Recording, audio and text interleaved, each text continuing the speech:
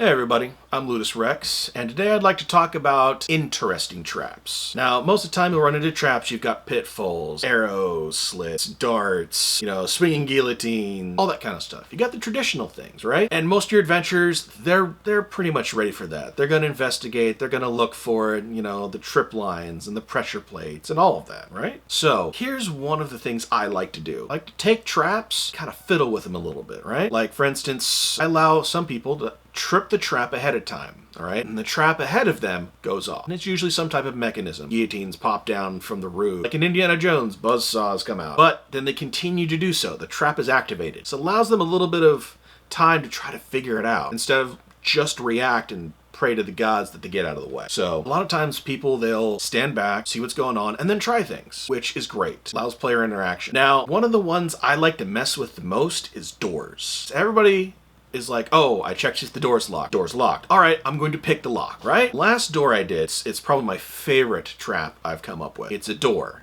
All right. Essentially, every time somebody tries to pick the lock, can't pick the lock. You attempt to try to pick it, it gives you 1d6 lightning damage. If you try to pick it again, 2d6 lightning damage. So on and so forth. Somebody reaches 0 hit points when being shocked, instantly incinerated, and their gear is left behind. Literally, their body just puff of smoke, out they go, turned into, soot. Gear's left, so you can salvage that part. But the door, if somebody, notices maybe we shouldn't pick the lock, they'll try doing things. Once they finally do something like knock on the door, rap on the door, try to knock the door down, door responds because it's a magical talking door. And the response is, who's there? Everybody in the party will usually be like, what, the door talks? Yeah, the door talked. It said, who's there? And this is where things get really interesting because now they're like, okay, how do we unlock this? We can't physically unlock it. It's a word puzzle. It's a magic puzzle, And what it actually is, it's a door that will only open if you tell it a knock-knock joke. It is amazing because once people finally figure it out, they laugh, they groan. But it's also hilarious, but it's also deadly. So I've had one group run through. Thief was just like, he got shocked. And then he's like, oh, I'll do it again. He got shocked again. He's like, oh, okay. All right, I'll try it again. Shocked again. He was kind of like Bart Simpson grabbing the electrified cupcake. Just, I